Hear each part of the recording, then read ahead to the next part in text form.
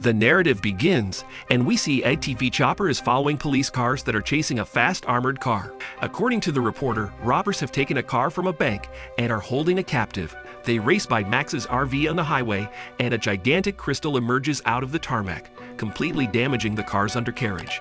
The effect causes it to spin and then come to a complete halt. One of the crooks exits the van with the prisoner, while the other holds a huge firearm. He points his rifle at the police car and fires it, sending it flying into the air just as the officers inside escape. He cuts Diamondhead to bits, despite the fact that he doesn't appear to be terrified of it. The criminal flees in fear, but is halted by another crystal coming from the cement, which lifts him up.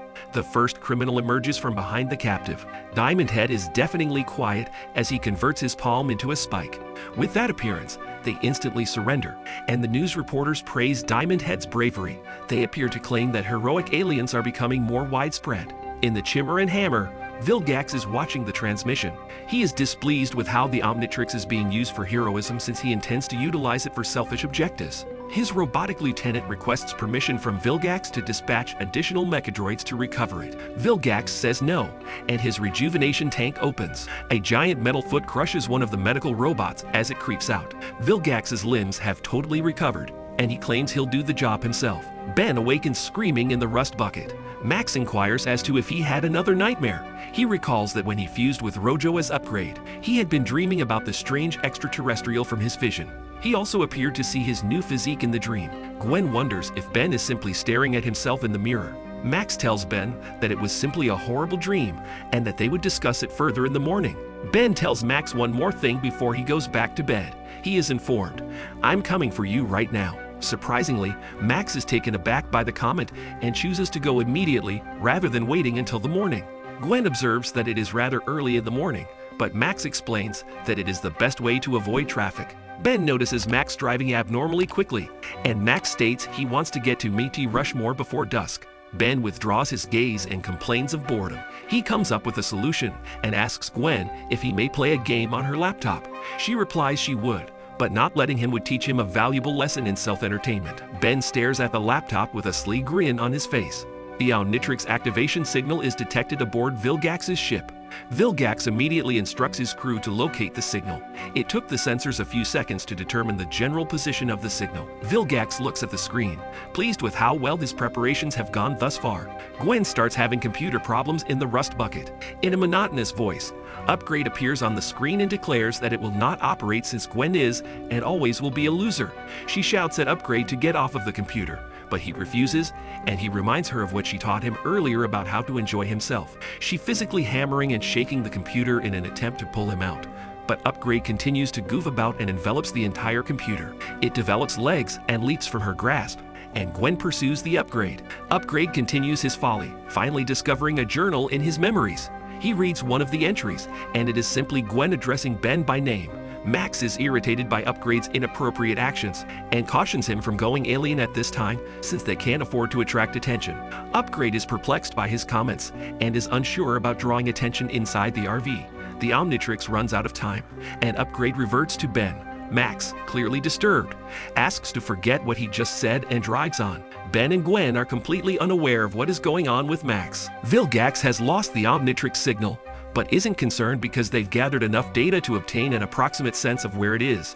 He's worked out a technique to draw Ben out by looking at representations of his heroic exploits as aliens on numerous displays. He punches the final screen, which depicts Diamondhead rescuing a cat from a tree without hesitation.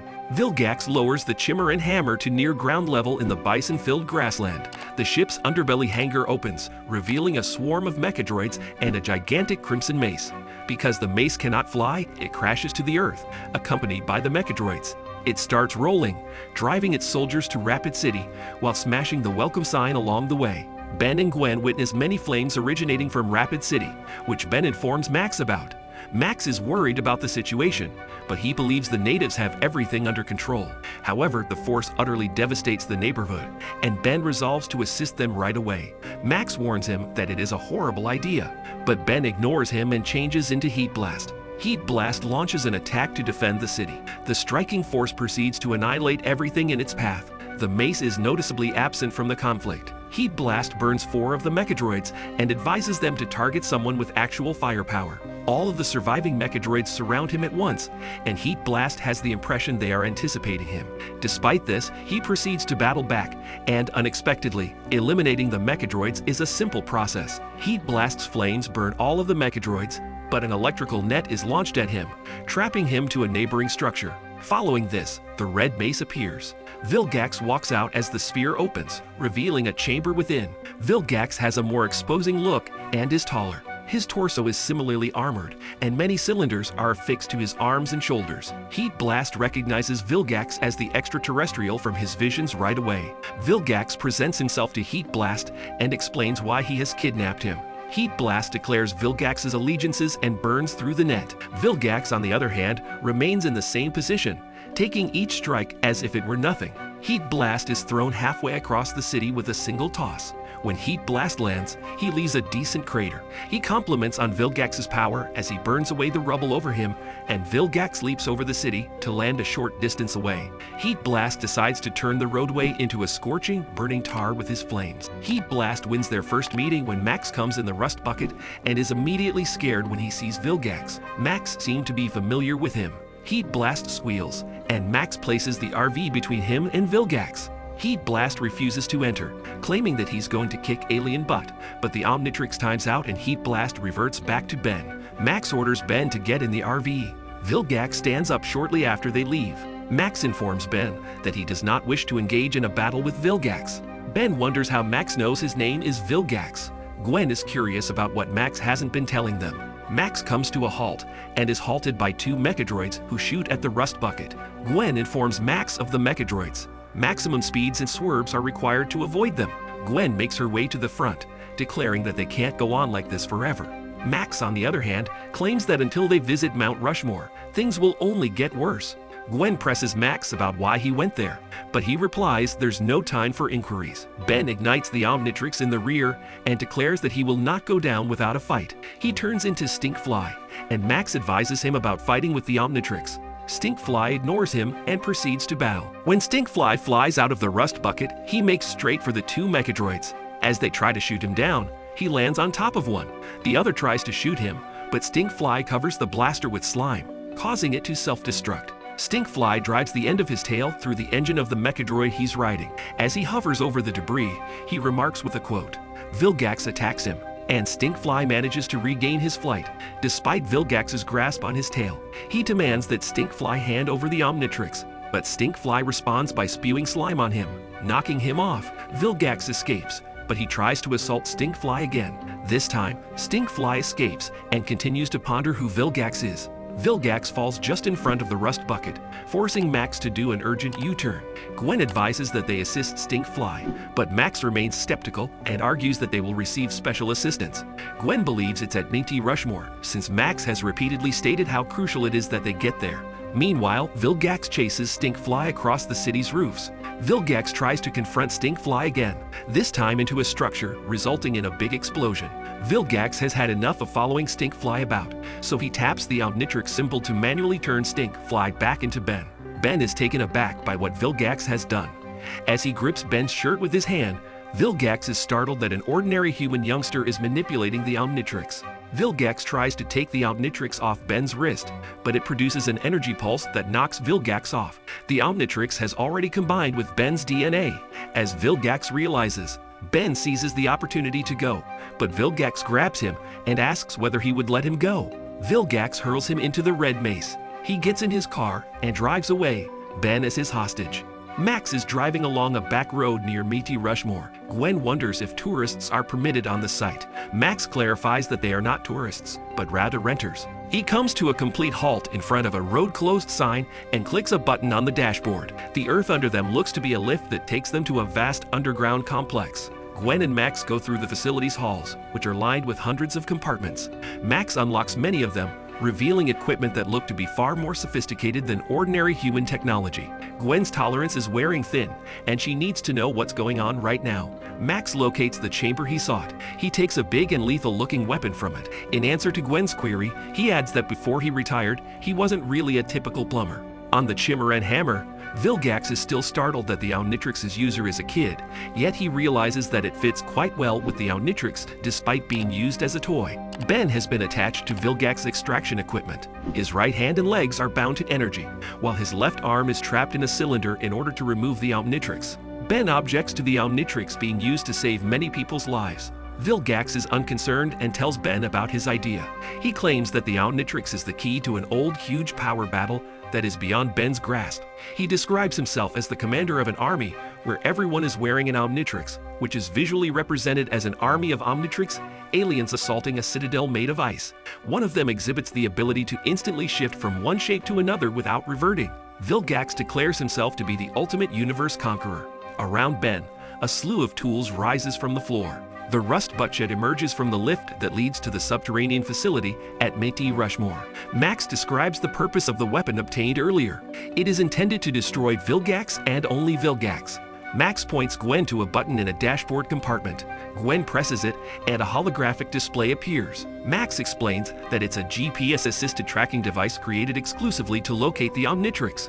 Gwen is assigned the task of navigating. Meanwhile, Vilgax orders his crew to lift off, with the intention of destroying Earth once they reach orbit. Gwen and Max discover the Chimera and Hammer poised for takeoff. Gwen inquires as to how they will board, but Max simply laughs and clicks another button on the panel, which flips out of the dashboard. The bumper of the rust bucket expands and stretches out.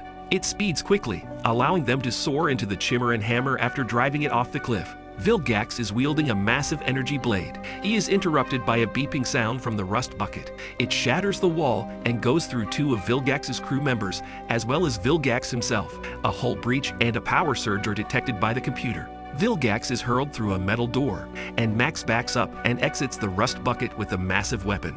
He tells Vilgax to keep his claws away from Ben.